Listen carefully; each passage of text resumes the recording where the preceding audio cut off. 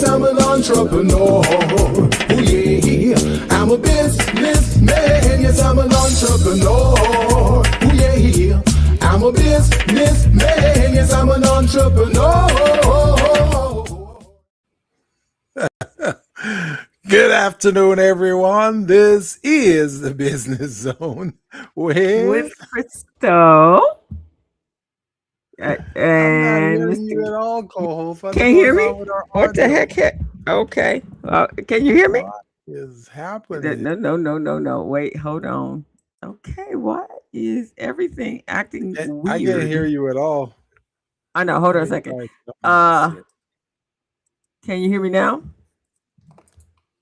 Can you hear me now? Can you hear me Yeah, I can now? hear you now. Yeah, Okay. All right. I don't know what Okay. just How much happened. fun was that, boy?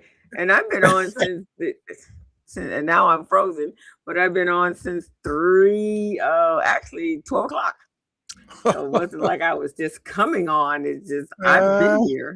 Now I'm frozen. oh Yeah. Lord!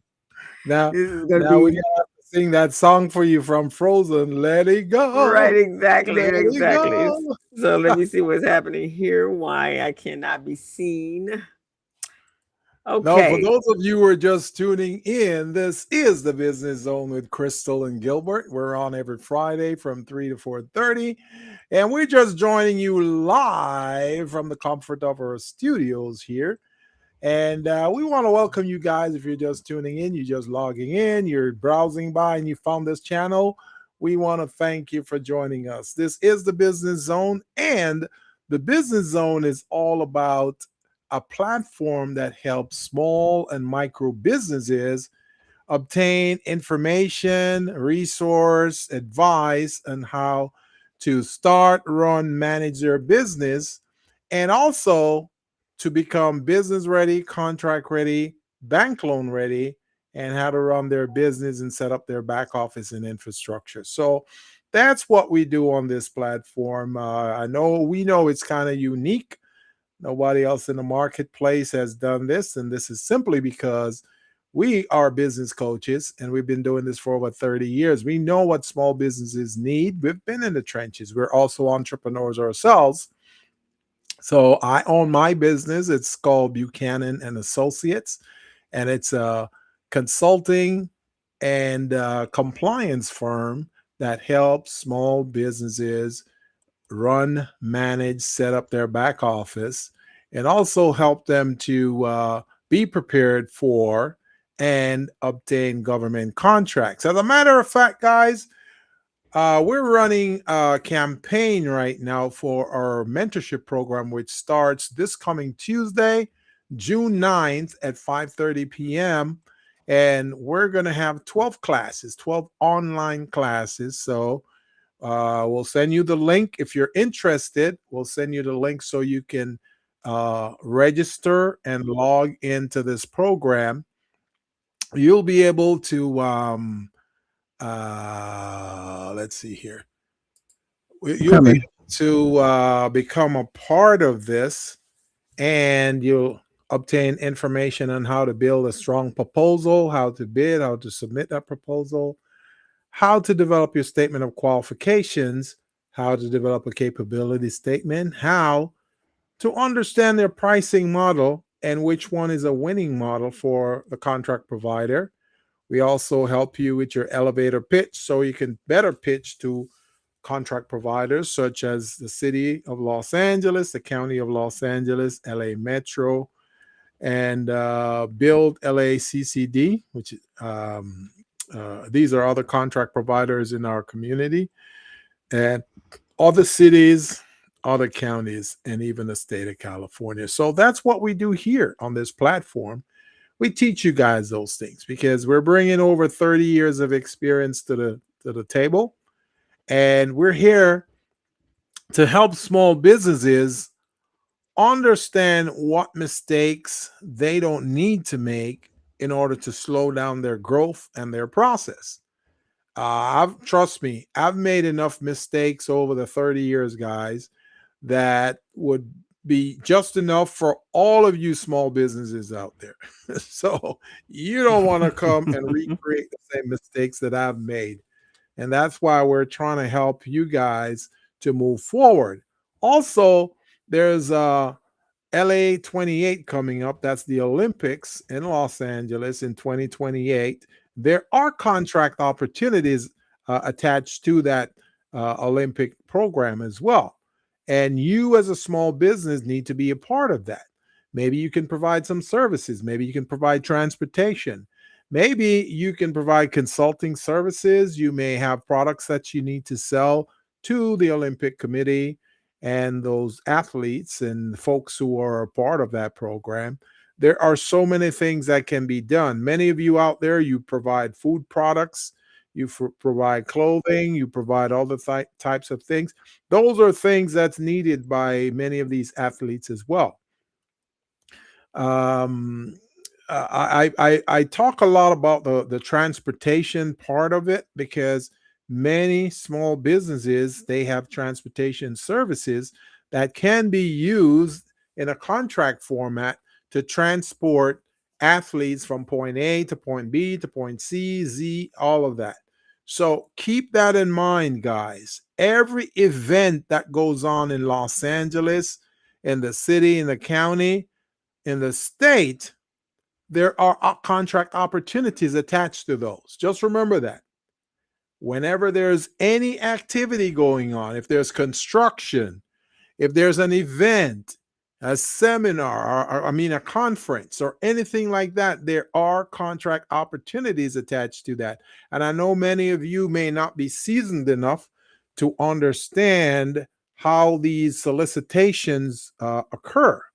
But these solicitations usually arise from the need of something going on or something that is supposed to go on. So, and many of you are ready, you can provide that service, you just don't know about it. So, we want to make sure we prepare you here on the Business Zone and in the programs that we offer so that you, small businesses, are actually ready. Now, like I say, I've been in the industry for over 30 years. I've seen the good, the bad, and the ugly. I've worked for a lot of these public agencies, from the mayor's office, City of Los Angeles, to LA Unified School District, LA Community College District, LA Metro, private organization like Kiewit Infrastructure, you name it. Those are all agencies that provided contract opportunities for small businesses. And I bet most of you don't even think of some of the type of contracts that can be developed or created from certain opportunities. Any construction that you see going on in your community, there is an opportunity attached to that. You know, whether it's from the electrical, the concrete, the roofing, the trucking, watering, street sign development or striping, any of those things, roofing, millwork, all of those things are opportunities that's created from one contract project. So keep that in mind. If there's an event going on, again, those are opportunities too. You can provide products, you can provide services. All of those things are opportunities, guys. So in my mentorship program, that's hosted by Buchanan and Associates, which will start on Tuesday, June 9th, a 12-week class. We're going to teach you guys, one, how to identify opportunities that you probably don't even think exist. And we're going to show you how you can talk to those contract providers and flesh it out and find out what opportunities exist that you can go after that your competitors probably don't even know about. So that's what we do, using our experience from the inside and from the outside to help you small businesses gain the edge over your competitors. So that's really what's going on here. And as a matter of fact, I believe that if you decide to join us and especially on this program here, if you join us, we can help you too. I see my co-host is back, but she kind of looked like she's frozen though. Hey, you're back, Yeah. co-host. All Oh, right. there you are. Okay, there I am. Sorry Can you about hear that, me? guys. I don't know. Yeah, I can hear you. Can you hear me? Well, you know the No. devil is always working when we're working, so that's what's going on there. The devil and his team is trying to do a podcast, Is so that they're what's trying to happening? interrupt us. Can you hear me now? I can hear you very clearly, Okay. co-host. Sorry about that. I had to, for whatever reason, the camera would not, well, it kept saying it couldn't see the camera. It was hooked up to something else. I don't know No what something worries, else no was. worries. But I hello, was everyone. You did good, though. I was just telling the audience about the programs that we have and we provide.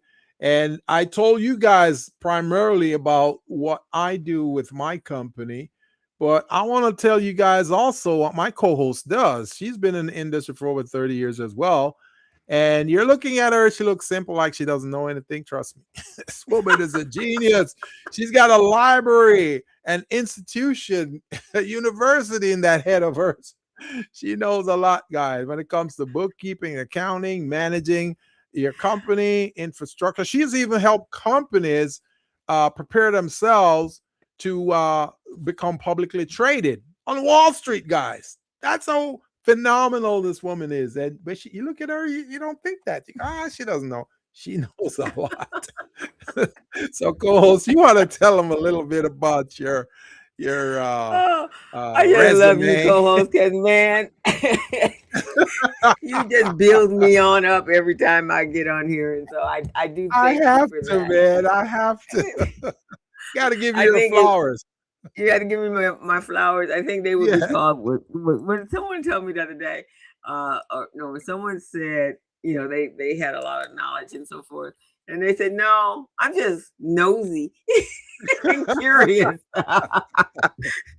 But I've always been one of those individuals that collected stuff. I collect information. You never know when you're Yeah. gonna need some information, right? So I just collect information Yeah. and then I use it when I need. So, but Mhm. basically, guys, I'm a business coach, just like my co-host here, like Gilbert.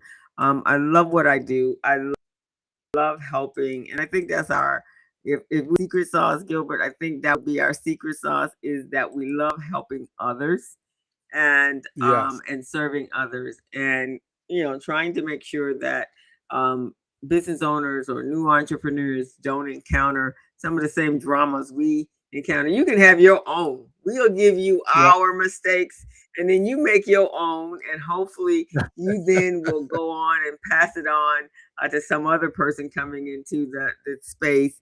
And it's just that I just call that passing it on. That's what I call that. But I love what I do, and so this is a platform that we chose to be able to do that. So I'm a business coach, consultant, financial strategist for small businesses when it comes to building a financial structure. Because without a financial structure for any business, you're going to fail. You have to have a solid understanding of how your money comes in, how your money's going out, and how you keep the cash flow going, because that is what we call the oxygen of the business. And so that's kind of what I do. And then to top that off, like I have any extra time, I do this podcast, and then I have another one that I launched on Thursday called the Community Briefing. I pop in and co-host one on Monday on retirement, and I got something else in the fire coming up soon by late summer. But the thing besides coaching and being here on the Business Zone with you guys, I am a coach for kids. I teach young people how to be entrepreneurs, and that's my sweet spot right there. And I help kids take them from point A all the way over to point Z. So that's all the whole alphabet of entrepreneurship. That's what I do. I take you from A to Z in the entrepreneurship phase. And so Gilbert, last week we weren't here, everyone. We ran a replay because one of my summer biz camp kids actually competed in the regional competition, And so she came in third, but we think there was some shenanigans that went on there. Yeah. She should have been at least, she should have been first because that's They all we they do. even tried to rig those things against Right, the kids. exactly. Against the children, against the children's. She should have been first because that's what we create superstars. And but she came in third, and but that's all right. We asked her. She's just went into the ninth grade, so next year she's going in 10th grade. I said, "Oh, that's okay. We got 3 more years with her, and now we're gonna take now just for this." We're gonna take first place from here on out. So just look out for it. We coming. So, but I'm so proud of Bella Lee. She has an amazing business, and you know, Gilbert, you love that our kids come up with these incredible I love it. business I ideas. love it. And so her idea is a for your glasses. So you wear glasses. How often Oh do you yeah. lose your glasses? Do you Oh lose it? yeah. Do you misplace your glasses within the house all the All the time? time. Even when I go to sleep, I'm going, wait, where's my glasses? Where did I put it? It's probably on the floor or in some corner somewhere. Wake up in the morning because you fell asleep with them on. Wake up in the morning like, what the heck? Where'd they go? So her father did that, and she would always get written up for being late for school. So when I asked her what problem was she gonna solve, she says, so that my father can find his glasses, so the principal don't keep calling me into the office telling me that I'm late. And so that's what she created, a tag, kind of like a tag, that's going to be on the arm of the glass and of the glass frame of the frame, and Oh, then I love it. it's connected to your app, to an app, and you can just go find my glasses, and it will give you the pinpointed spot. If it's in between the couch cushions, that's where it will tell you, in between the couch cushions. Like I told you, co-host, I'll be the first customer for her. I'll be purchasing that app or whatever it is because I know I lose my glasses. Sometimes I got my glasses on my face and I'm going, where's my glasses? Where did I put it? Yeah, sometimes they're sit here. Now, my sunglasses, because I wear contacts, but my sunglasses is sometimes on my forehead, and you're going like, where oh yeah, right here, right here, right here. So so I'm so proud of her. And then we had 2 other kids that were on display for the showcase as well. So so excited about those little ones, my little darlings. And Yeah. so we're gonna get them on the show. I'm working out the details to get them to come out. At least 4 of them come, and we're gonna have a show all about the youth entrepreneurship. Good. And that's where we are on that. But you know, with AI, that's one of the conversations that we're all having is, you know, our kids they're going to school for certain degrees, and those certain degrees may not be there. You know, so you know, like an average business degree, you got to have something more than just an average business degree. Yeah. Or marketing degree, especially marketing, man, because you can go in and come out with nothing. You know what I no noticed, job. co-host? You know what I What? noticed? A lot of folks right now, a lot of young people, they're in college doing psychology degrees. I'm going, why are you doing psychology? There's no money in psychology unless you have a PhD. Not too many people are hiring right now in psychology. So why don't you study more in line with what's going on in the marketplace? Kind of like what you just described, you know, how to find my glasses, how to find my wallet, you know, something like that. AI, STEM, you know, STEM. Not too many women are in STEM right now. We need to start getting that because that's where the money is, in STEM, you know, science, technology, engineering, and math. That's where the Yep. money is at. So we need to start pointing our kids in the right direction. So instead of them coming out of college and I mean, my thing is, you can go to college, you can get the degree and all of those things, but when you come out, yeah, you may spend a year or 2, you know, working for the man in the 9 to 5 space. But at Mm-hmm. the end of the day, I want these young people to become entrepreneurs. Because guess what? And this is going to make a transition to our topic today. Back in the day, post slavery, That's exactly what our ancestors did. We didn't go try to work for the man because the man didn't care about us. We didn't exist to the man. So we had to become entrepreneurs, provide a service that's needed in our community, and that's how we start uh, um, generating millionaires back then. You know, in 1887, no, 1850 and 1857 is when we start seeing a lot of those entrepreneurs start popping up. And guess what? They start popping up because we had so many needs that needed solution that the man wasn't going to solve for us. You know, oh, traffic light. Yeah. These people are driving through our neighborhoods, killing our kids. So let's stop them. So we put the traffic light in place. You see what I'm saying? You know, well, because we would have had to be doing it for pay at that point. So pay was exactly. not how they weren't used to us as paid employees. Yes. So they weren't having any of that. So yes. So you're absolutely right. And that is why I focus on our young people the way I do, Yes. because I want them to be better paid, Hey, Linda. Hey, Pat, how are you ladies today? Because I want them to be ready. I don't want them to come out here first of all, the parents have spent $250,000 for them to go to school and then they can't find jobs, Right. man. That hurts. Yep. That hurts. Yep. So, and to be truth be told, some of us, if we were not entrepreneurs and we actually tried to go get a job with the career with the degree that we Yeah. have, we wouldn't be getting a Would job not. today. Yes, you know what? You know what, Coles? My first degree was communication. That was my first degree, communications.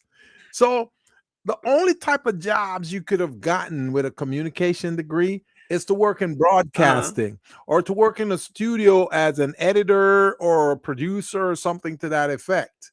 Or if you're lucky, Right. and you have skills Right. and talent, then you may be in a recording studio recording other artists.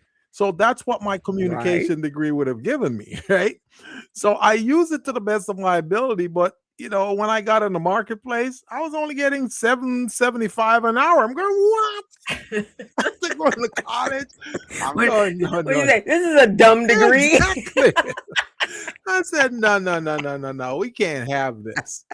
So then I went for my bachelor's, which was social science and human services. That was another dud. I didn't learn from the first one. So I'm going, wait a second. Human services, in order for you to really make money in human services, you have to really get an MSW, a master's degree, master's in social work, or Right. you become a PhD, and that was like Right. another 8 years in college. I'm going no, because I went to college late. You know, I was a late bloomer. I went to Okay. college when I was 37. You know, that's when I started going to Oh, college. Most other okay. kids, they're in their 20s, early 20s. And the market told. Yeah, Right. exactly. So I was working a full-time job while I was going to college, and I say, this is not working for me. So that's when I transitioned to OD, organizational development, where you know I'm helping companies develop their Ah. infrastructure. You know, I'm helping businesses understand behaviors in organization. I'm helping them doing all these audits, all these studies, all these compliance stuff. And that's when I started making money, co-host. That's when I Yeah. started making money. My first serious job that really paid me some serious money was that job I got in Mississippi to be the director of a career center. Okay. Man, Okay. I was making money that when I got my paycheck, I didn't touch it because they provided me with housing. They provided Oh. me with cost of living money. All of that went into the bank. I was so happy. I felt Right. And rich. so you felt rich, right? And so that was the case. Now I started with child psychology and child development because you know I wanted to I wanted a nurse. I wanted to be an entrepreneur. So I Mhm. was identifying a business that, again, is solving a problem Yeah. and is not going to disappear. Yeah. And so that would be child develop. That would be child having a child care center, right? Yeah. But when I started in that space, when learning and doing all that, what you have to do once you get past your generals, right? I'm thinking, oh, wait a minute, I'll have to be at a brick and mortar at 5 in the At the morning. man's place. Well, no, this would be my own. But at 5 in the and I'm not a morning person. Anyone that knows Crystal knows that Crystal Me is neither. not a morning person. I am my most creative at 12 o'clock at night. I have to force myself to go to sleep. But so that meant 5. And then parents would come sliding on in at 6:37, although they're supposed to be picking their children up at 6. And I'm thinking, oh no, that is not where I want to be. And so then I transitioned into accounting, and so Mm-mm-mm. another industry that wasn't going to go anywhere. And then I was working in finance. By that time, I had gotten a job. So, but I did something a little bit different. So I did go to college, and after college, I'm like, wait a minute, you got college. That means you got some knowledge. That's all you got up here, some knowledge, right? You don't have You got education. you had no skill to get a job. So I went from there to secretarial clerical school so I could learn to type, and I can learn 10 key, and I can learn all them business skills so I could come out and get a job. And that's what I did. And I started actually with data entry. And so then from there, then I went back for But accounting. you I know already what I had like most skills. about your story, Coles? What? Is when you went into your office to your manager and say, hey, listen up, manager. I got a proposal for you. You can keep hiring me and pay me this 9 to 5 stuff, and I give you some marginal work, or you can hire me as a consultant and I give you top-notch work and you pay me top-notch money. I love that. I thought that was a great proposal. Wasn't that a great It's an proposal? excellent proposal. I thought that was the best negotiations I could have done. Man, I hope some of these small businesses are listening to this podcast, man, because that approach, co-host, that's a winner right there, man. Right. Hey, you can hire me. I'll take 4 coffee breaks every day. And I've been here for past 10 years, so you know I'm going to do it, because what you going to do? And by this time, I done made myself, as a friend of mine said, I done made myself the most important person on the property underneath the CEO, because I done acquired all of the information. So anybody coming in the door, go see Crystal. She can tell you what you need to do and who you need to talk to in the home office, and the this and the this and the this and the. So I was next to the CEO. I was the most important person on the property, and so you can have that in this little 9 to 5 thing, and I'm gonna do what I'm gonna do. Or you can hire me. You don't have to be worried. This was my selling point. You do not have to be worried about them pesky labor laws, because I will be a contractor and you will not have me. I don't have to go to break. So you can keep paying me this little piddly ass sum you pay me, and Right. I'm gonna take my 4 breaks a day. That's gonna be equivalent to 1 hour of time that I'm not be productive, but you still gotta pay me for that. So it's gonna tally up at the end of the month. That's gonna tally up to 20 hours a month that I'm not being productive, but you still gotta pay me. So do you want me to be a consultant where that 20 hours, I have to produce for that? Or you want to keep me as a 9 to 5er? Right. You won't have to pay any taxes. You don't have to match any of my payroll taxes. You don't have to pay me a sick time, no benefits, no nothing. I got that on my end. So they couldn't pass that up. I thought that was the best negotiation I probably I done in my love whole that entire proposal, man. career. Co-host, And I they think you should tell that story more, man. A lot more people thinking about entrepreneurship might be convinced then, hey, I need to do this. Right. But you know what that does, Gilbert? That just says I think out of the box, right? So I'm like, okay, what is what is something that you cannot turn down? so so I gave that some thought. But yeah, so that's what we're going to talk about, guys. Really, as entrepreneur, we can't come out without a job now. That's right. So I had a plan. You got to have a plan as an entrepreneur. Don't be coming out there on faith and praying every day, because the prayer thing says, God says, without action, there is no prayer. So I had a plan, and that plan was exactly how we just discussed. And then I was ready. So I had income from a solid contract, and I made sure I kept acquiring more knowledge, so I still was the most important person off the property. And that's how we do it. But we're going to talk today. We're kind of excited about this. So this month is Juneteenth month, on the 20th of June. And all of you know what that was about, right? It was the emancipation of those I think a lot of them still don't know, co-hosts. I think a lot of people are walking around blind and asleep. So we got to remind them.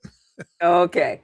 So as you guys know, the state of Texas failed or chose to not inform their enslaved personnel that they had been freed, and when everybody else was freed, until 2 years later. So in 1965, they then got their emancipation. And so in 1865, and then in 2021, I think it was President Biden, right? That actually made it a holiday. President Biden. So now we're celebrating. So today we're going to talk about, some of what is the Juneteenth and what are some of the economics of that, but also honoring our ancestors that came out of slavery, and in the next few decades, in some cases, the next few years, they became millionaires based upon, what they had acquired. Again, is learning all of that information, listening keenly to everything that's being spoken around you as an invisible human being to the people that were that you were in their captivity.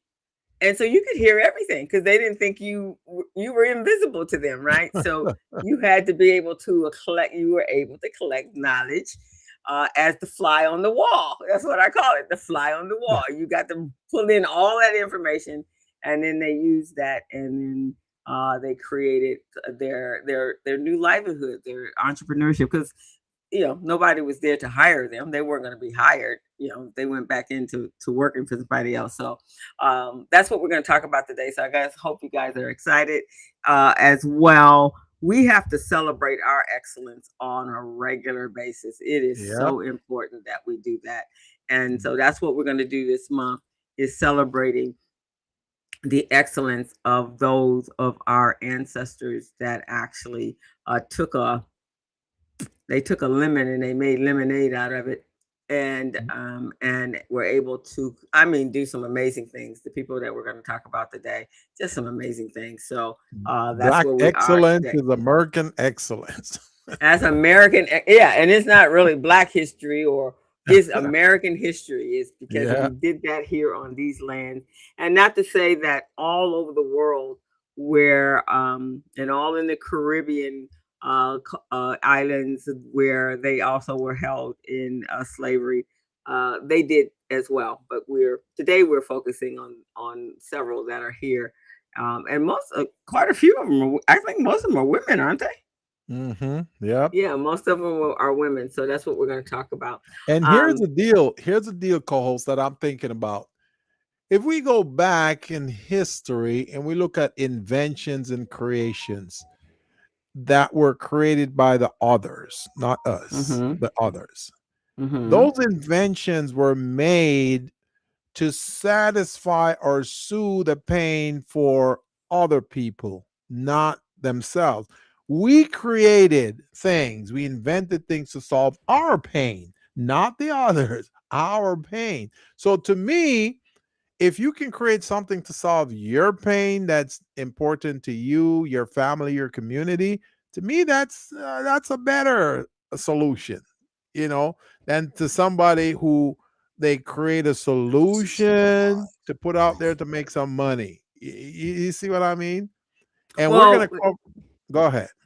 and that's really what entrepreneurship is about. You're Yeah, creating, a you're solving a pain, problem, a solving a pain pain. I'm point, sorry, solving a yeah, a pain. pain point that's in the marketplace or Yeah. existing, whether it's in your world or somebody else's world, and then you're Hmm. taking that and creating a solution to that. Yeah. And so think about it. All the work on all of the plantations were done by who?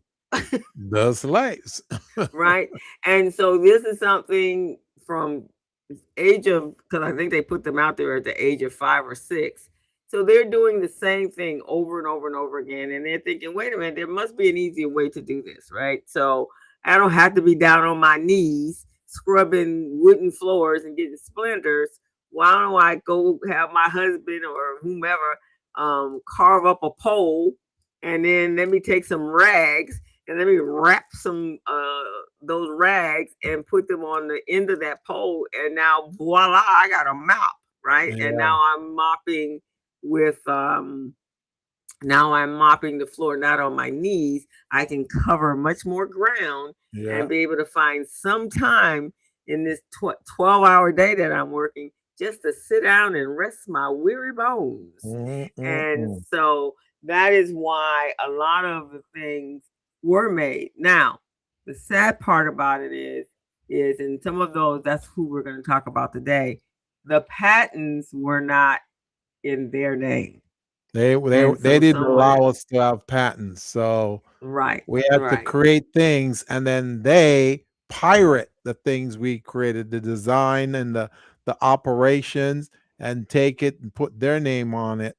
And there's nothing we could do because who do you complain to? You're going to complain to the policymakers who are making policies against you, you know. So that's really what happens. Exactly. So you didn't have I mean you just legally you couldn't put it in your name, and so and you definitely couldn't take them to court and say you stole my patent. You told me you were going to do it for me, but we didn't have that option. So so there were so many things that was working against us. But we have to recognize our ancestors, because I just think that was, amazing. I myself know my personality, and I know I probably wouldn't be able to be sitting here having conversation with you, Gilbert, if my ancestors would not have came this far. I, Let me I put could it that never be way. a slave, co-host. I could never be a slave. Yeah, but then my grandmother was spunky and sparky, and so she made it through. Her mother wasn't. My great, we were only 3 generations back, so my great grandmother was the slave, and then she was impregnated, and then that's how we got my grandmother. And I guess my grandmother's mother wasn't very strong, but she came out with, she came back. We came from Nigeria. She came with all the Nigerian blood in her because she was no joke. Man, I would be killed the first week, man, because I'm not listening to my son. I'm not listening to him. Yeah, so you have to give homage to our people because they did something. So that's what we're going to do today. But before we jump into that, and we do want to thank you guys all for being here on the Business Zone. But before we jump into that, I want to thank everyone. And it wasn't, unfortunately, the largest percentage we could have had out there, because my understanding, only 28% of LA City. I'm not sure about the rest of the county, but hopefully, I assume this means the county actually went out to vote. But that 28%, you guys went out with the assignment, you knew what it was, and you executed it. And so we're still in the count mode. But at this present moment, I think the last time I checked, in the city of Los Angeles, Mayor Bass is still in the lead.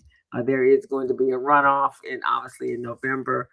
So, and then of course the governor is shape his ship is in the same space. So, but you did go out and vote. Now that means in November we all got to get up off our rusty dusties and get to the polls and vote. This is our right. They are trying to take that right away from us, and we have to preserve that right. And the only way you can do that is to go to the polls and exercise your right to vote. You know, a lot of people may not say this because they're either frustrated or confused, but I did some research on the same day, the voting day, right? Many of the Mm-hmm. polling stations that we knew about before, like years before, they were no longer there. They were closed Mm-mm. permanently, or they don't do voting there anymore. I went to like three in a row. I went to a little school, a little one of those kindergarten schools that they have it. Mm-hmm. We Mm-hmm. don't do that here anymore. I went to this little Christian place that they have kids that they teach them and kind of babysit them, keep them. No, we don't do that here. Then we went to another place. It says permanently closed. So that was three locations right there. Then they're sending me to like over into Downey. I'm saying, no, I'm not leaving my community to go to Downey to vote. So I had to do a write-in, just Wow. like a lot of people. So I believe that was another reason why the turnout wasn't that great. So I just want, when you talk to the powers to be, to let them know that there were facilities that were not opened. And so, as a result of that, a lot of people either didn't vote, they didn't care to vote, or they said, forget this. Because I had to go out three times. The first time I went out, nothing. The second time I said, okay, let me go to Office Depot, get me some stuff, and then I come back. Nothing. Then I came home, I did some research. They said, oh, yeah, this center is like less than a mile from you. So I went there, sign said permanently closed.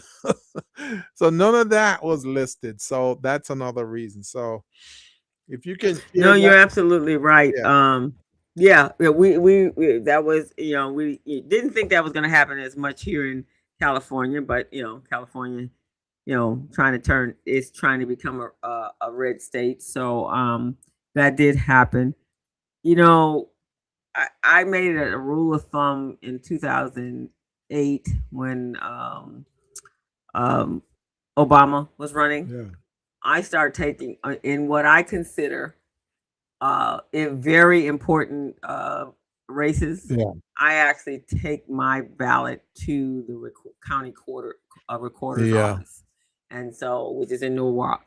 And so I actually drove to Norwalk last Thursday. Took myself my vote and my family's voter my ballots, and I walked them in. So when I got to the voting poll, when I got there, it was daytime. It was like 3. It was about That was 2:30 in the early. afternoon.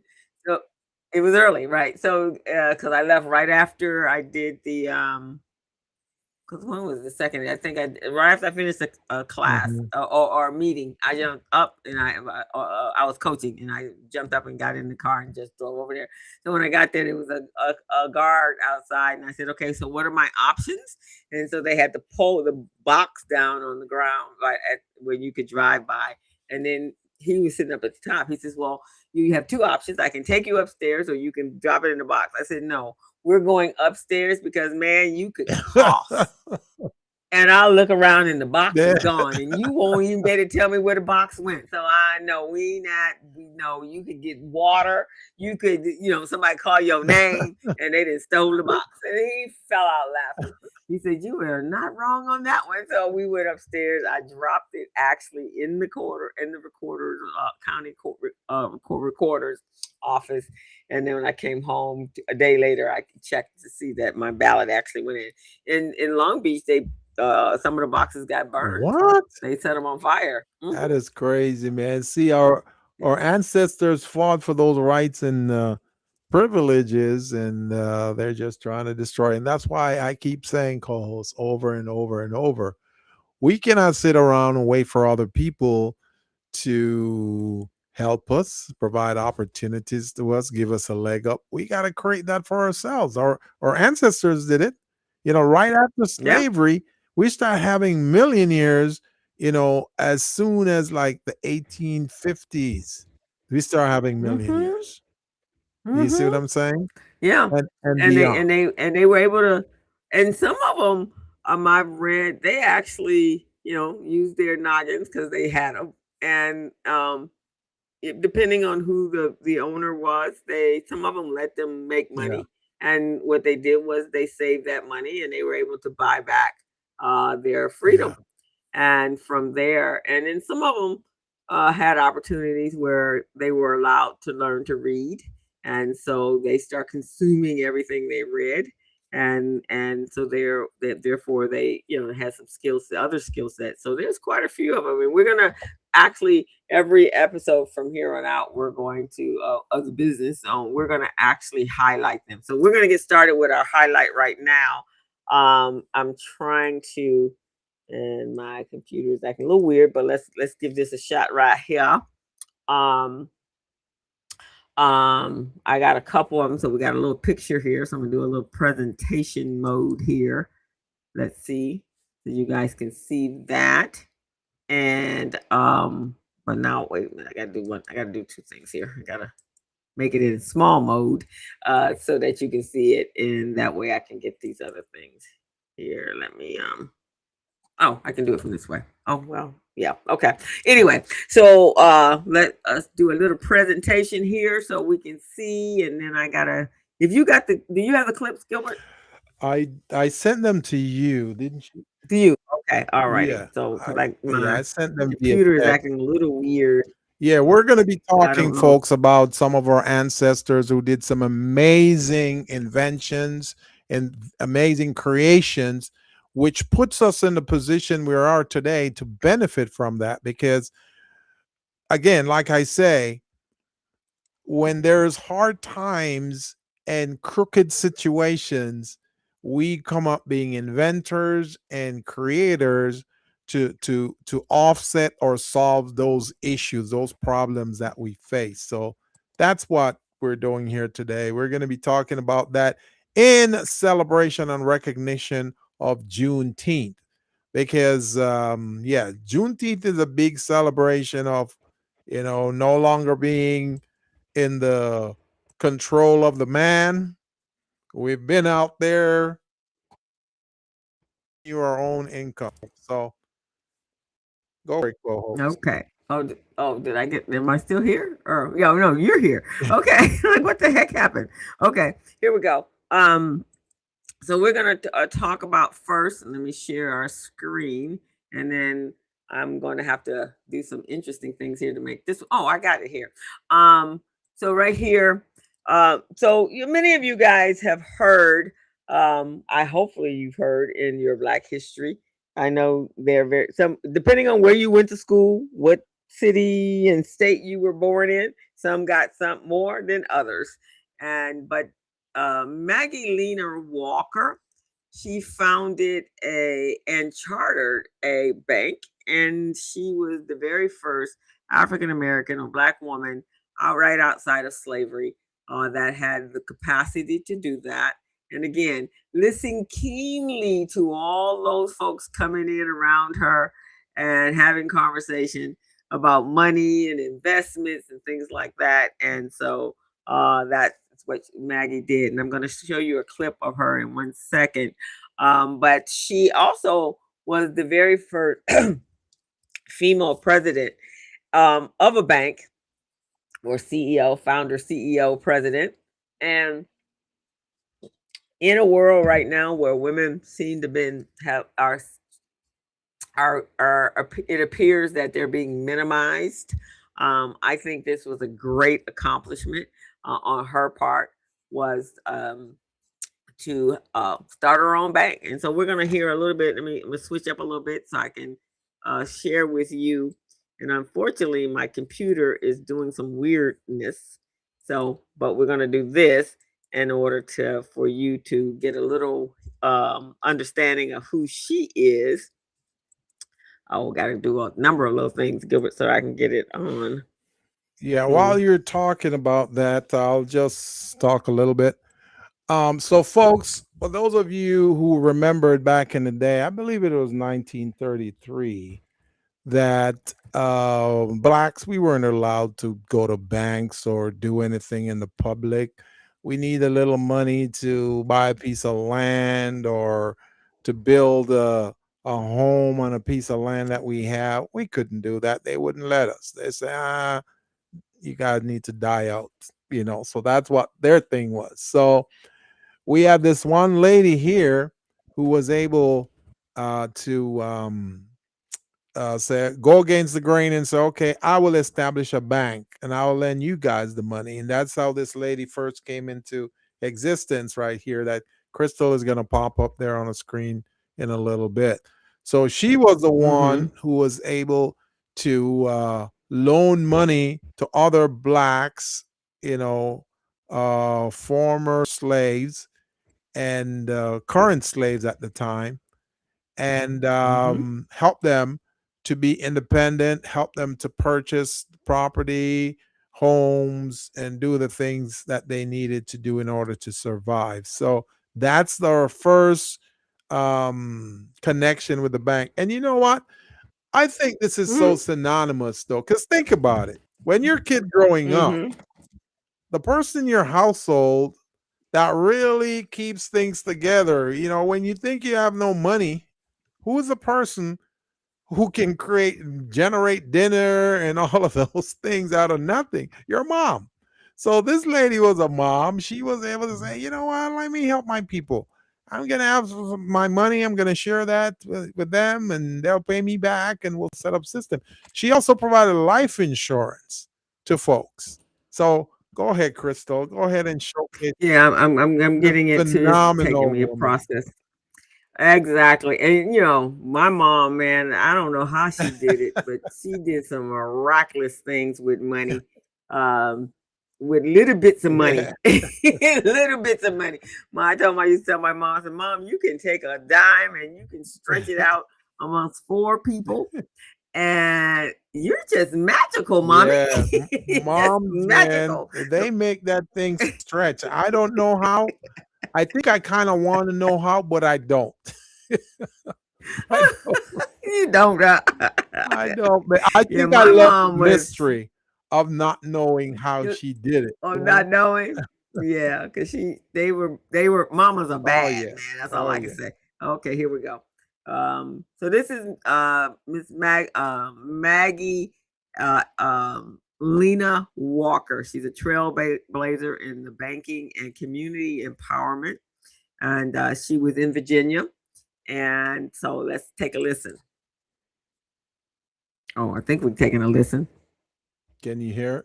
I can't hear the audio. Let me see. Where is the audio? Hold on a second, Gilbert. Let me make sure. Boy, hold on. Let me get the audio to do what it's supposed to do now. In the share mode that it's in. Let's see. I don't know how to get it to do. Huh. Okay, I'm not quite sure what's happening. Oh, here. There we go. Okay, here we go. Did you know a black woman ran her own bank while Jim Crow tried to shut her out? Follow now to uplift the financial pioneers you never see in textbooks.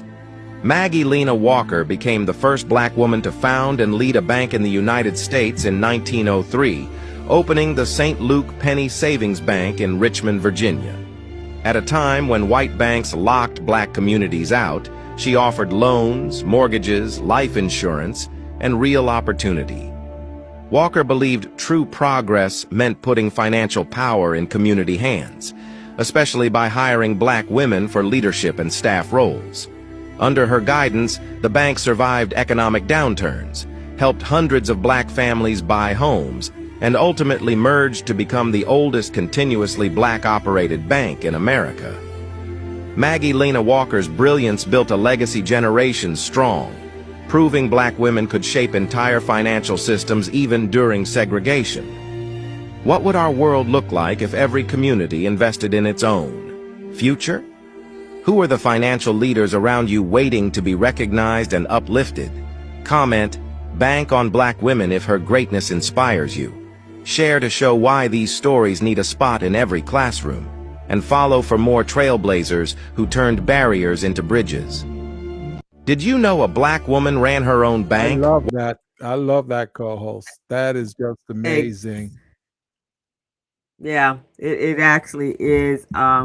Again, take, and this is what it was, a common thread. If any of you have read the book Black Fortunes, it outlines six very black people that outside of emancipation, they were able to they became millionaires, and it's an amazing story.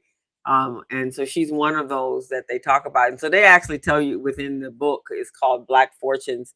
They tell you, exactly how she acquired the information that she did have, and how she actually was able to open a bank. But nevertheless, understanding, again, solving a problem, Yeah. right?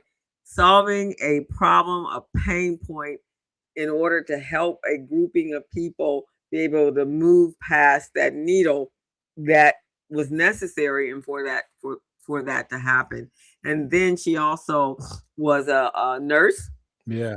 My understanding, she was a nurse, and she was a civil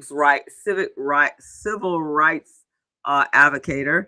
And a lot of them, what they did was, as they were making money, they also were part of the civil rights fight. So they were supporting and funding the civil rights fight. They was all of the ones that the people that were the boots on the ground, so to speak. They were the financiers of making that happen. And so, so a tribute to Miss Walker for the accomplishments and for her contributions to our people during a very challenging time right out of slavery. Co-host, this lady reminded me of a section in my history growing up. I think I was about 29 or 30 at that time. And I needed a loan. I needed a loan to do something, buy a car or something. I don't remember what it was. And I needed some money. I go to the bank. They said, "No, you don't have enough credibility. We're not going to lend you any money." So, everywhere I go, I couldn't get a loan. And then there was this woman in the community. No one knows much about her, but she was there. And a friend of mine said, "Hey, this lady, she loaned me money before. Maybe she has it." So I went to her and I asked her. I pitched my little proposal to her. Formally, my little informal proposal as to why I need her money. And she said, "Listen, you don't have to come to me with any of that. All I need from you is, can you be trusted? Are you willing to pay me back? And can you pay me back on time?" I said, "Oh, yes to all three of those." She said, "Well, all right, just sign here on the dotted line. How much you need?" And I told her how much I need. She said, "All right." And she had me sign and she gave me the money. I was so shocked, co-host. I was shocked. I didn't know this woman, never talked to her before.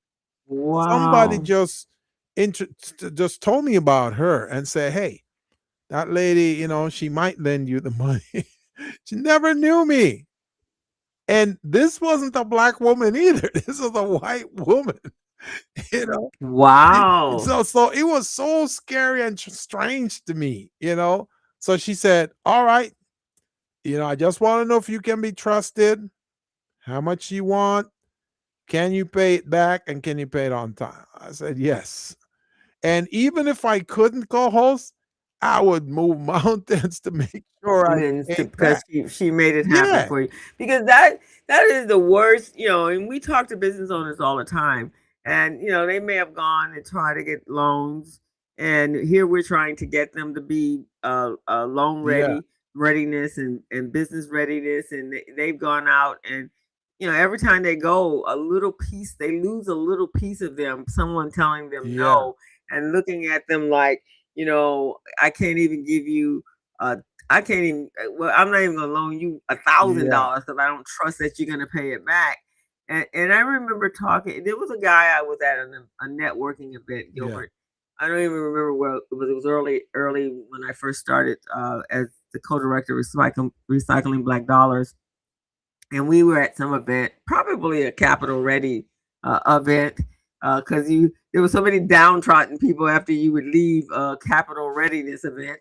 And he said to me, he says, I am. He was an artist, music, and he says, I am worth hundreds and hundreds, just maybe just under $1 million. Heck.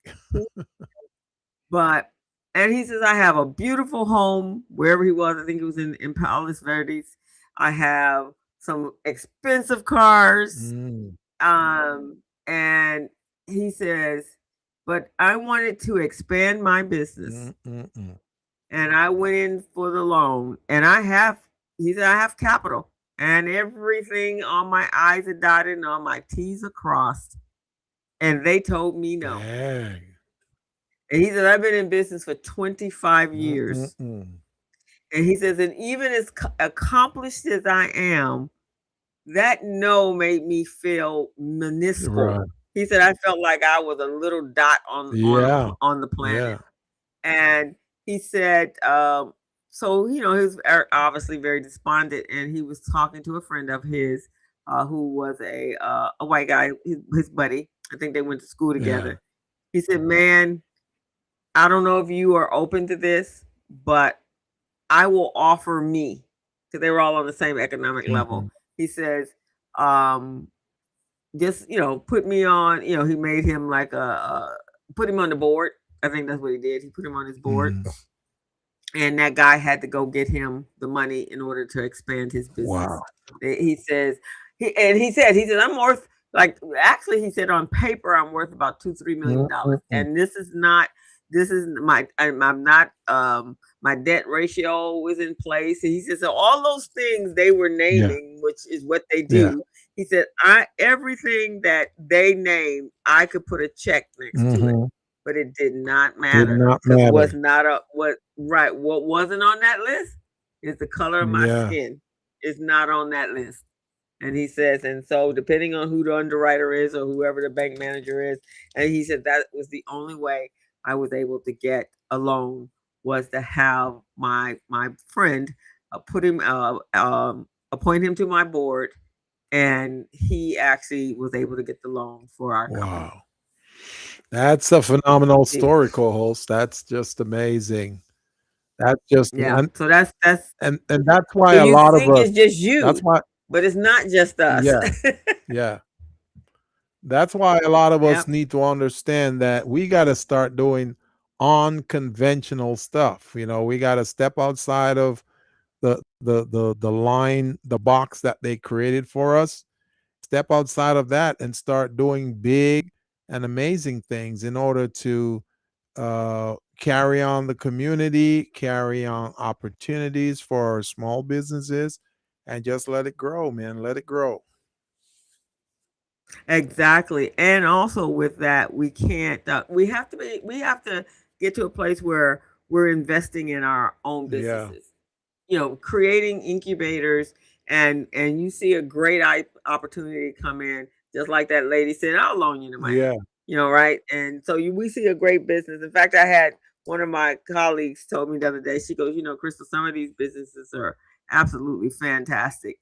And she says that if they, being that I'm not coaching on my own, I'm coaching for a corporate organization. She goes, sometimes I am ready to give them the money. That is how invested I am in, and I just feel that if you were able to just do that for them, that would help them out tremendously. Now, this next lady that we're going to talk about, not except my daughter, who can't talk to you right now. So this lady here, there's some, I go to Fame. All right. I was a member of Fame. I grew up actually in Fame. And so this lady here, when we came here when I was, I think I was 14, 15, and we joined Fame. I saw and heard about this lady every Sunday for 30, 40 years. And she actually was the founder of, well, she provided the location for the church that I belonged to at that time, which is First AME Church. Mm-mm-mm. And so let's hear about her. And it's going to talk about how she got to where she was. But Biddy Mason was a wealthy real estate mogul here in Los Angeles, California. She was one of the richest Black women in Los Angeles, California. And she owned a lot of real estate. She also, I believe she too was a healer and an herbalist, which is a lot of where we get that because it comes from our African roots. So let's get started here. Miles in chains and became Los Angeles' first Black female millionaire. Biddy Mason was forced to walk from Mississippi to California as an enslaved person in 1850. But she didn't stay silent. She sued for her freedom and won. Then she started buying land in downtown LA when it was just dirt cheap. Her real estate empire helped build the city we know today. She used her fortune to open schools and help other formerly enslaved people start new lives. Did you know a woman walked 1,800 miles in chains and became Los Angeles' first Black female millionaire? Biddy Mason was forced to walk from Mississippi. So that is Biddy Mason. And so Biddy Mason, her story is that, as you said, she won her freedom in court. She fought for her freedom, and she was known for her charitable initiatives. And she is, there's a quote: "If you hold your hands closed, nothing good can come into your hands." So basically, she was part of the revolutionary part of along with I think it's like the start of the First AME Church. She was a founding member. She was this central figure in Los Angeles at the time, in the early Black community that is here. And so the first African and Methodist Episcopal Church, which is the city's oldest church, is she was their founding member. And my understanding is she owned property on Spring Street in downtown Los Angeles. And she which that whole, I don't know if you know this, Gilbert, but all of Los Angeles was owned by Black folks. Oh, really? I didn't All know of downtown where the gas company is and all that little area in there. Yeah. That was owned by Black people. I did not know that. Nah, because that's everything past Central Avenue was Black at one point. And so, her name is Biddy Mason, right? Biddy Mason. And she was enslaved by Robert Smith. He was a converted Mormon, and he forced her and her 3 daughters west during the exodus of the Mormon pioneers. And so after living in Utah, the household moved to San Bernardino, California. And California was admitted into the Union as a free state. And she attempted to, her slave owner attempted to hold her in servitude. And that's when she took him to court to make sure she was able to petition for her freedom. And so she walked from Mississippi in chains to California. Mississippi. That is crazy. Yep. So 1,800 miles one way. Yep. 18. She's a bad sister, man. And she, as it said, she worked as a nurse and a midwife, and she also had her herbalist knowledge, medical knowledge, and she served the poor. She kept her little frugal savings, and she purchased property on Spring Street, which is downtown Los Angeles, and becoming one of the first Black women in Los Angeles to own real estate. And as the city grew, her property value ballooned, allowing her to amass sizable wealth. She used her fortune to establish a daycare center, a school for Black children, and the first AME church, originally organized in her living room in 1872. So that's the history. And everybody called her Auntie Mason. So today, there's a park that finally they got a headstone that recognizes her. Also, there is an organization called the Biddy Mason organization. It helps emancipated young girls and boys out being emancipated from foster care. It helps them acquire work skills, and they provide them with clothing to go for interviews. They teach them how to interview, and so that is run by actually by a friend of mine that I used to go to church with. But Bridget Biddy Mason, that is our second person that we are discussing today. You know, So co-host, I want to throw in my little 2 cents here. And I would love for the entrepreneurs listening to this podcast right now to listen to the words that I'm saying and the inspiration that I'm trying to impart on you, because a lot of people take things personally. We're giving them advice, guidance, coaching, and they take it personally instead of looking at the message and how the message can help. Now, this lady walked 1,800 miles from one state to the next, 1,800 with chains around her feet. Okay. 1,800 miles. And then at the end of that journey, she was able to set herself up so she can purchase real estate in Los Angeles, California, a state where everybody was trying to come to in the 1850s because of the gold rush, right? mm-hmm, mm-hmm. Now, there are entrepreneurs out there who don't have to go through as much as Biddy May went through. All right. They don't have to go through it. All they have to do is to pay attention to their business coaches, their consultants, listen to the words and the guidance of the business coaches and consultants and just apply it, and they will see some level of success. But they don't do that, co-host. They don't do it. They complain. Why are you making me do that? I don't need to do that. They don't do their homework. When we have mentorship classes or programs and we give them homework assignments, they don't do it. Then when they don't reap the benefits, they're wondering why their business is failed. You've got to have that mindset that you're going to move any mountain, any rock to get to where you need to be, because what you're trying to generate as an entrepreneur, it's not just for you, it's for your family. You're creating generational wealth. You're passing it down to your next your next family structure. Mm-hmm. You see what I'm saying? So I want you guys to know that when Coach Crystal and Coach Gilbert, talks to you about certain things and we're holding you accountable, we're not holding you accountable because we're trying to be mean to you.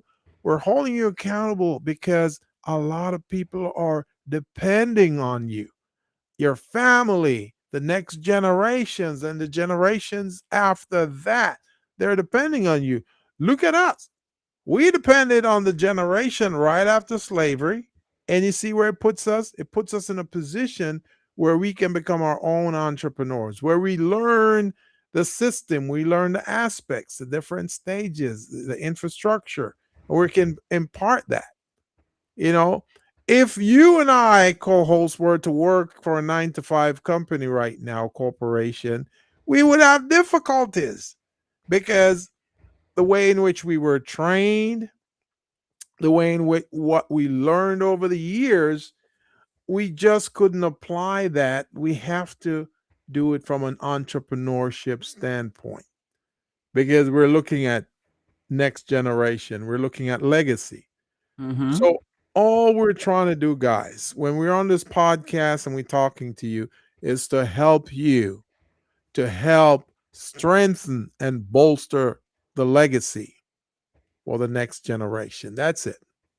That's it. That's it. And so very important that you guys hear us, because you know, and I just had this conversation yesterday. It's like we offer the city, the city of Los Angeles is unique in the sense that so if you have decided to have a business here in Los Angeles, I am going to tell you guys that the services and the training, the technical assistance training that is available here from the multiple organizations that are here in our city, that doesn't exist in other cities.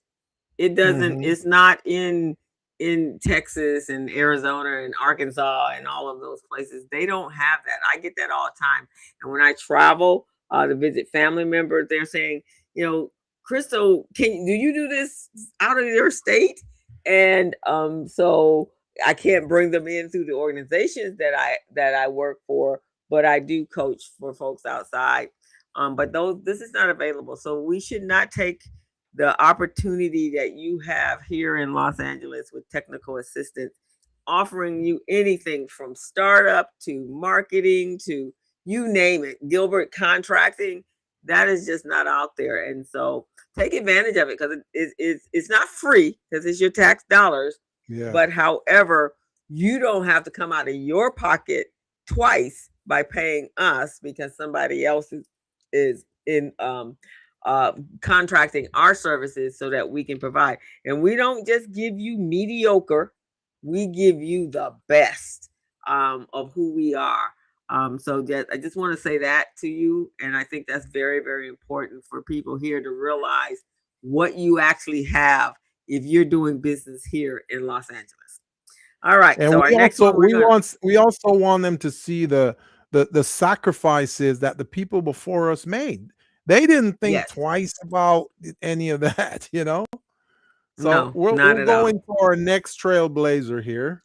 Yeah, we're gonna add a little spice here. We're gonna bring in a man, and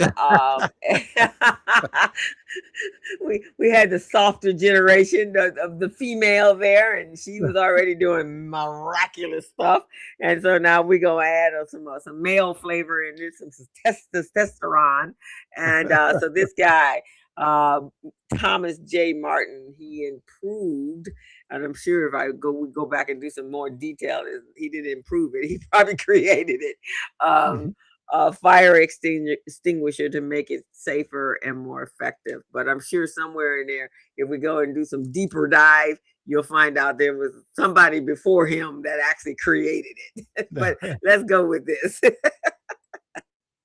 Proof that one smart idea. Oh, wait a minute. Let me go back. Before modern safety tools, fires often meant total loss. Thomas J. Martin changed that with his patent for improving the fire extinguisher, making it safer and more effective. His invention helped protect homes, businesses, and lives. Proof that one smart idea can quietly save countless people. Before modern safety tools, fires often meant total loss. Thomas J. Martin changed that with his patent for improving the fire extinguisher, making it safer and more effective. His invention helped protect homes, businesses, and lives. Proof that one smart idea can quietly save countless people. Before modern safety tools meant total loss. Amazing. Thomas J. changed that with his patent for improving the fire extinguisher, making it safer and more effective. His invention helped protect homes, businesses, and lives. Proof that one smart idea can quietly save countless people. Before modern safety. So this, that's amazing, co-host. Yeah. But who was responsible, amazing. Gilbert, if you stop to think about it? If you're in the kitchen and you're cooking for the owner of the plantation, and they're having parties, and we're talking, they were using wood stoves, and sparks could take place any place, right? Yeah. And we're not talking here today. We didn't have the fire department at the end of the street to come rolling through in the red trucks. Right. The people that had to put the fires out were the people that were actually working for massa. The massa, yeah, for their owner there. And so I mostly everything that was invented or improved was because we were on the front lines. Yes. And it was designed to make life easier and solve an amazing pain that was out there. Exactly. I always say that even us, we do some things. It's like, well, this seems to be a hard way to do this, right? Yeah. So, you create something we don't get it patent, but we might make it a little easier for us to Mhm. do it, if especially if it doesn't if it's something that we want done and it's going to solve a problem. So just Right. that to be said, we're going to, for our next episode, as we go through this series, we're going to find out who really did get the patent and who actually created the fire extinguisher for the Yeah. future. We'll figure what that is, and then see if it really was Thomas, or and he didn't just See refine it. what he did. See that little thing, that little funnel thing on the end of the hose that directed the the Oh, the so the, it's the like the little content. fire, like little rip when you have in your house, in the Yeah, kitchen. it directed, it pointed itself to the point of the fire. Before that, it wasn't like that. It was just open and it was just all over the place. So areas that didn't need the retardant to put out the fire was getting it. So this kind of Oh, pointed it in the right direction, so you didn't waste a lot of your thing, you know? oh, okay, okay, I see. So, okay, so then I can work with that, Gilbert. So he Oh, added to.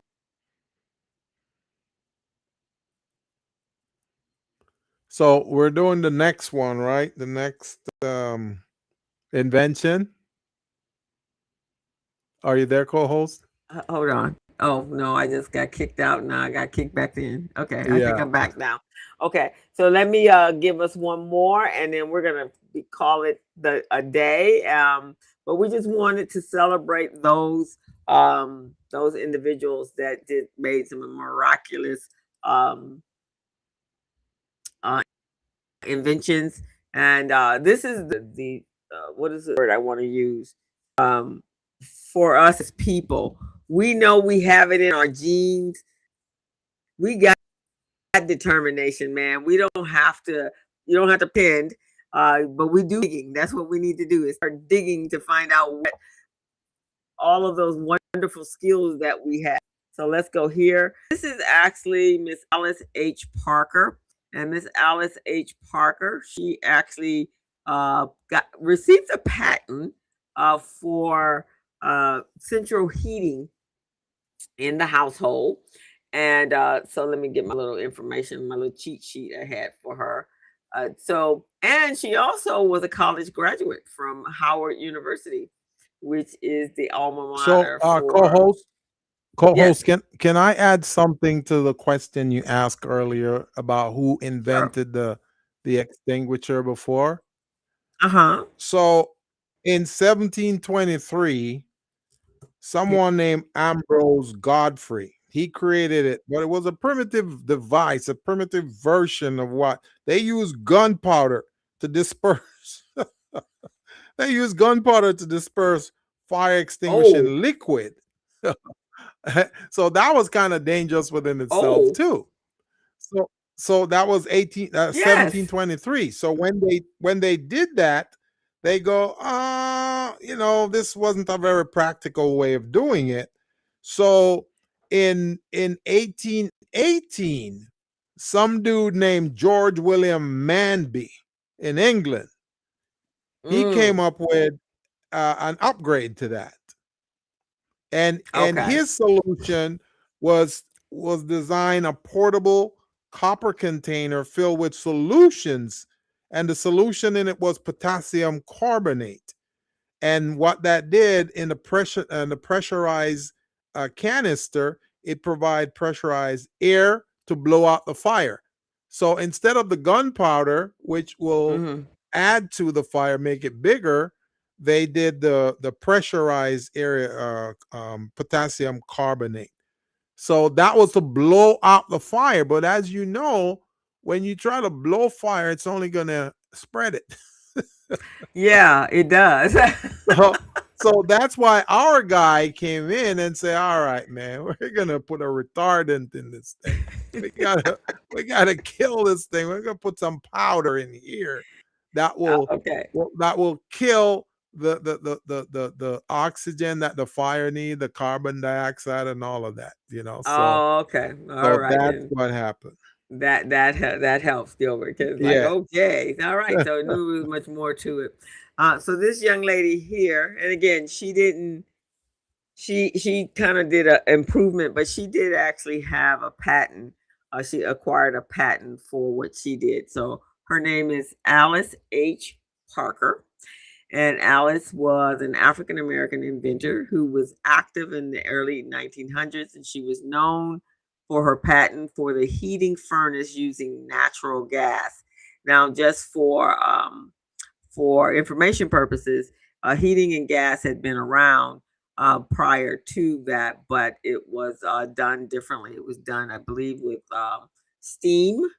Let me see. They had modern gas furnaces in ancient Egypt and Rome. Um, it was some sort of under floor system circulating heated air by wood furnace or a wood fire or furnace beneath the floors and inside the wall cavities. I would imagine a lot of homes burnt to the ground. Oh yeah.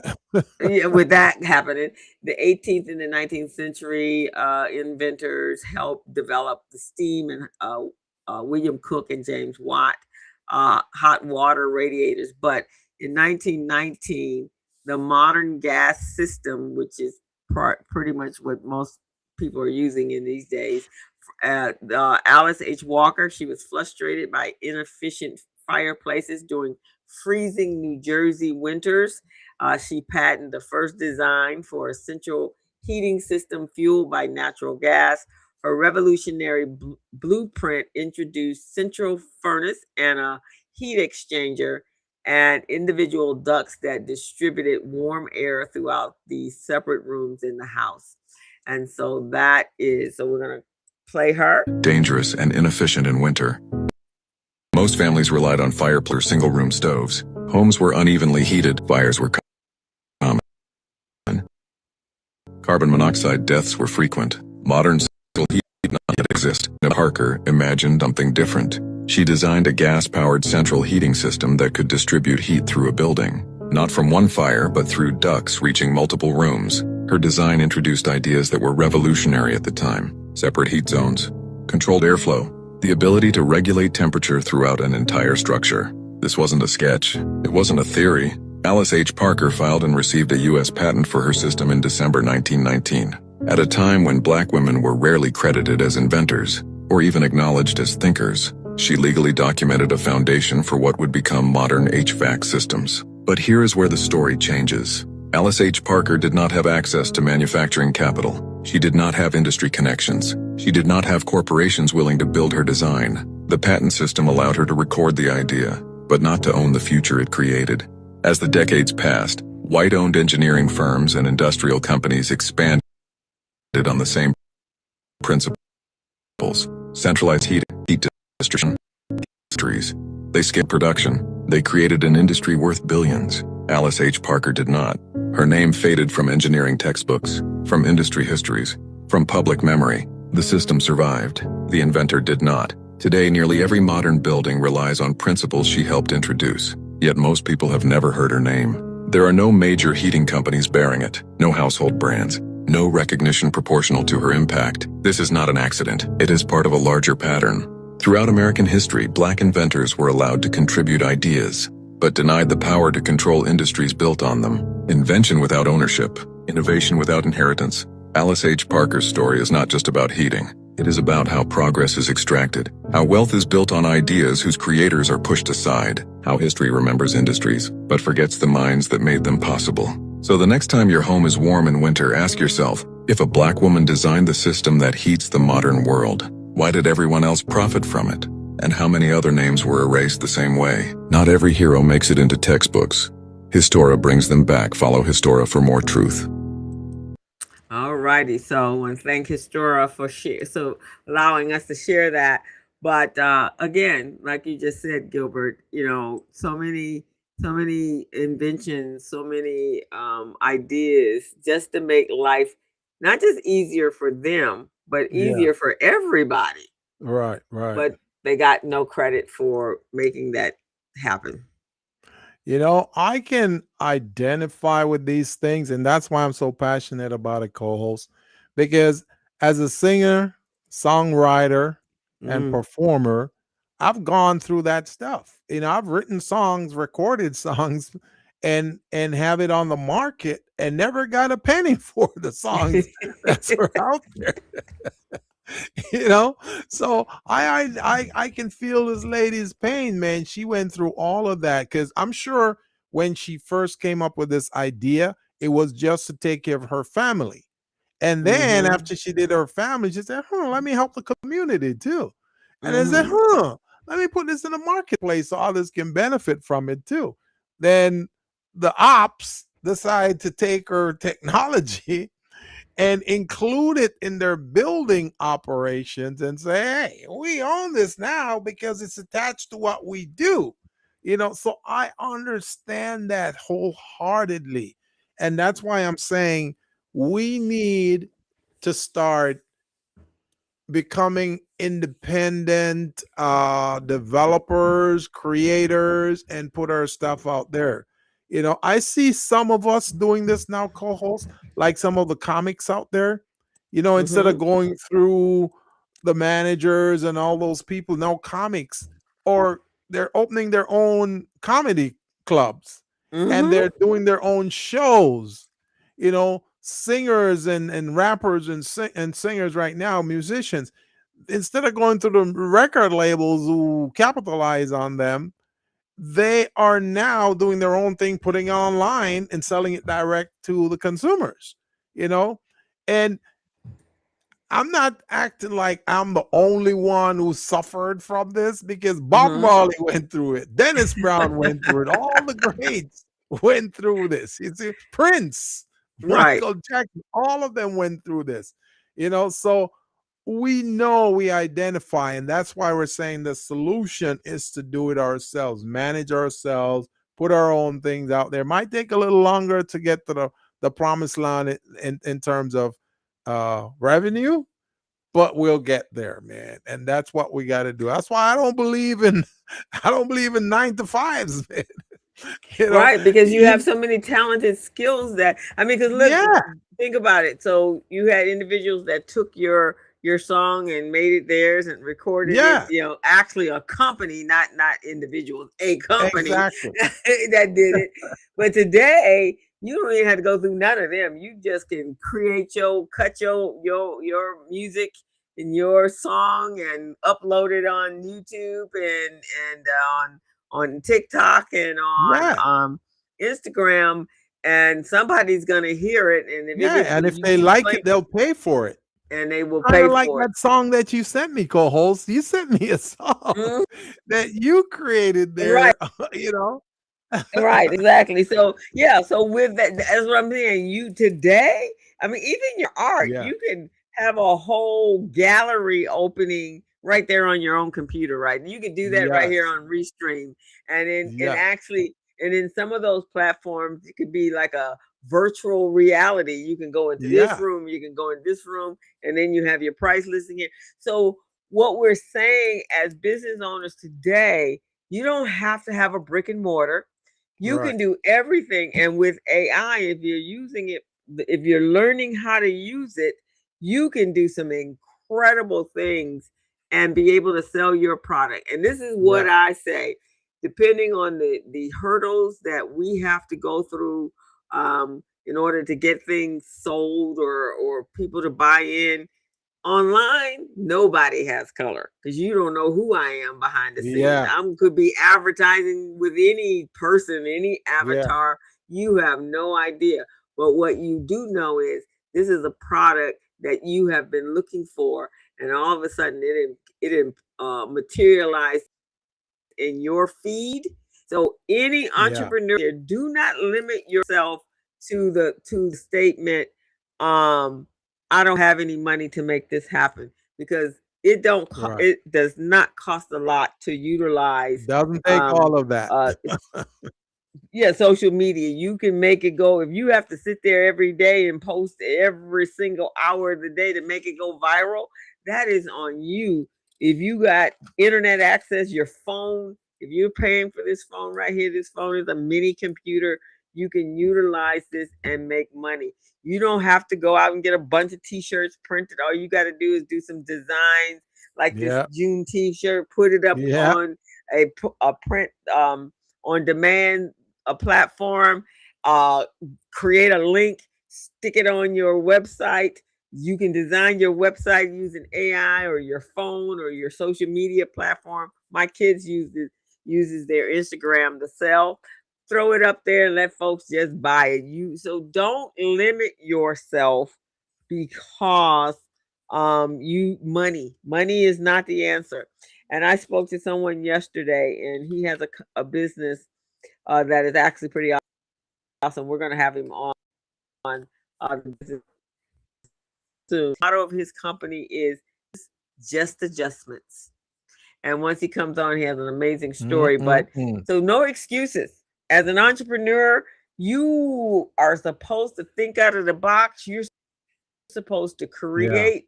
Half the time we can't. Why? Because we create, and the brain won't stop creating. Anytime someone said creating and like, so we just don't coach for our customers and our clients. We also are creating our own materials and tools and things of that nature, so that we can create multiple revenue streams. So that's what we're going to leave you guys with today. We are celebrating and honoring our ancestors.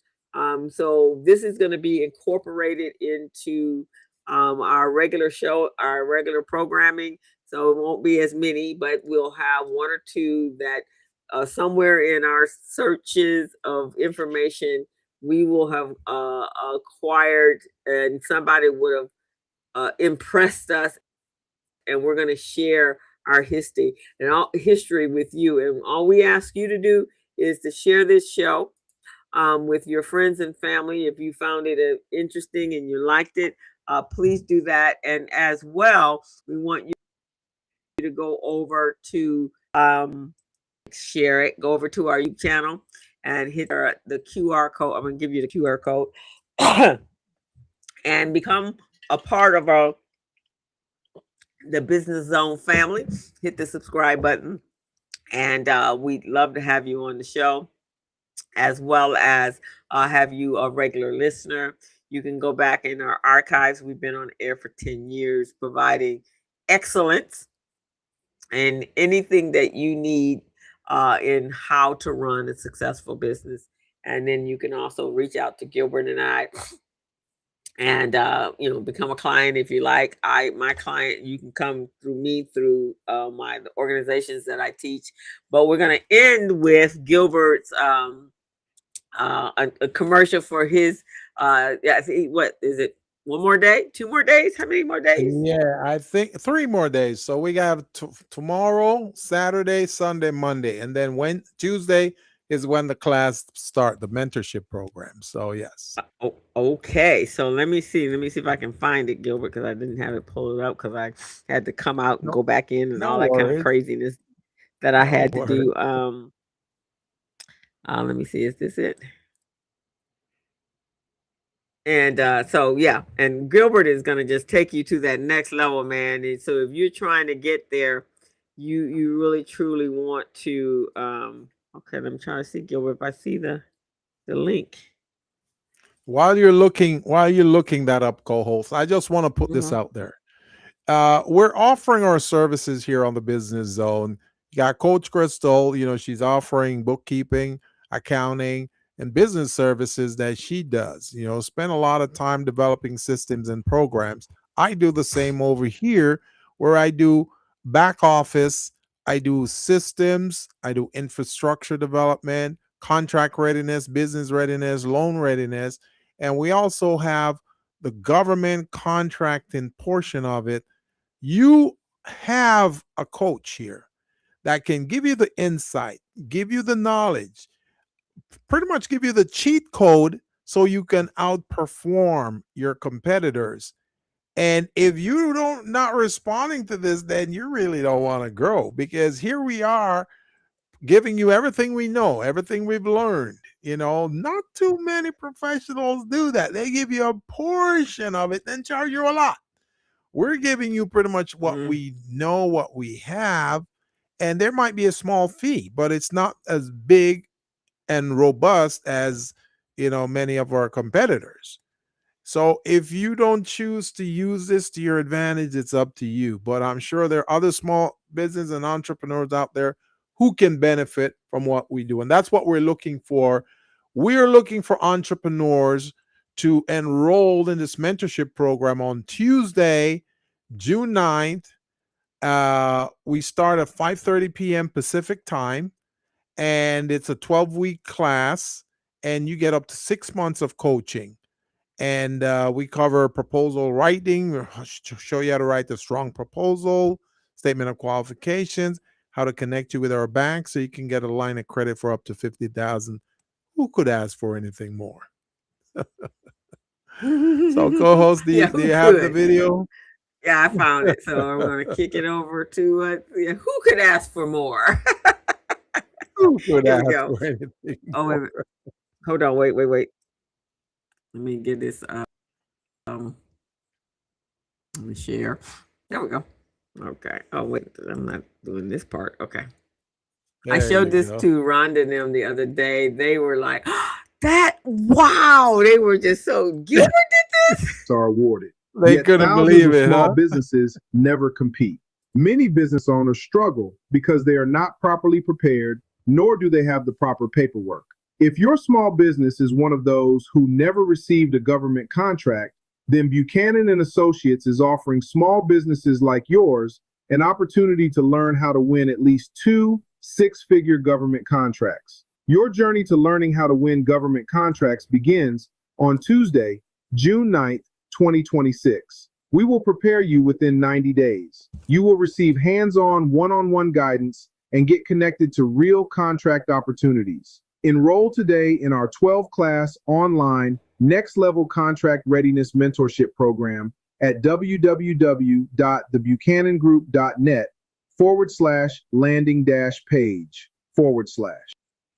All righty. So, guys, as Gilbert said, sign up because you want to be, this is going to be this is actually the business of the future. How to get contracts, we got to amp skills, and we have to make sure we're able to create businesses that are scalable and that have potential to grow. And hopefully you can leave legacies for your family.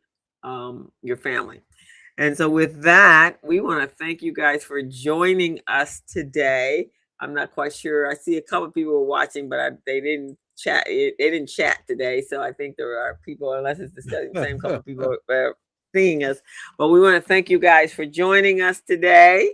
Hope you enjoyed our first show for the Juneteenth celebration. And next week, we're coming back with more. Somewhere before the end of this month, we will be having, I will be having the kids on. And if not this month, it will be in July. I can't wait. But you can't wait, huh? Yeah, wait. they're pretty impressive, man. I love these, but I love these babies. They're just, you know what I love most, Gilbert, as we close the show? Yeah. I love that when I'm teaching the kids, and there's certain euphemisms that I use, or I had to adjust something that they've done. And then when I go to competition, or when we go to competition, I hear them say it. It's like, oh, wow, look at that.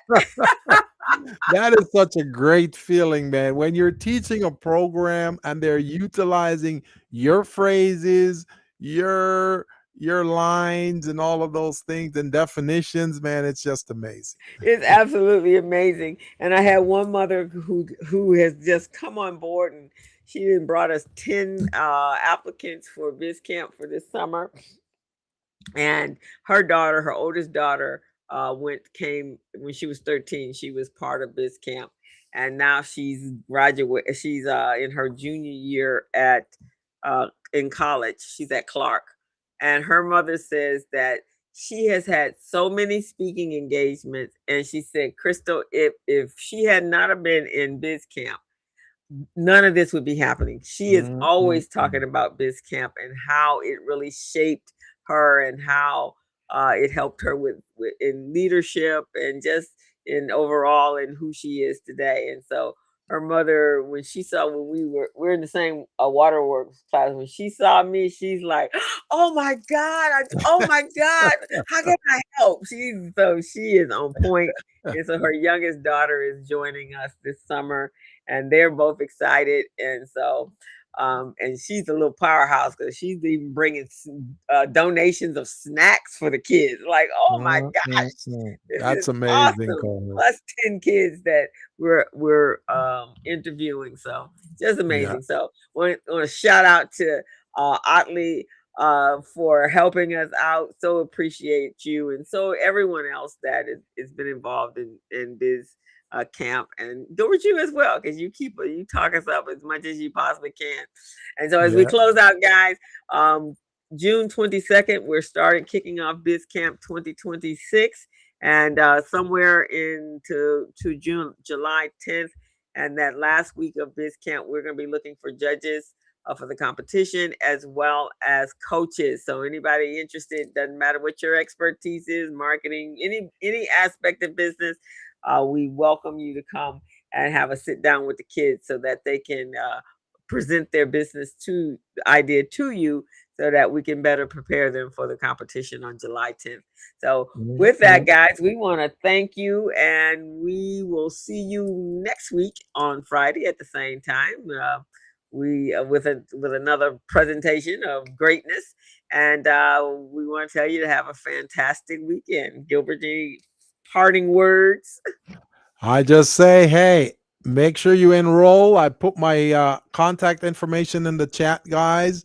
Go ahead, give me a call, Coach Gilbert Buchanan, 626-533-1186. Give that number a call, and I will walk you through the process, get you set up with the enrollment and all of that. You cannot miss this opportunity. The government budget year, it starts October 1st, and right now, the way things are going in Washington, there may not be enough money for contracts to be awarded come October, November. So you want to get in right now while there's some money left over. So that's what I'm trying to help guys with in this mentorship program. All righty, guys. So we will see you next week. Have a fantastic weekend. Be safe out there. And until then, happy business. As a small biz pro, I saw we roll, using procurement, program, and control. As a small biz pro, I saw we grow, using procurement, program, and control. I'm a businessman, yes, I'm an entrepreneur.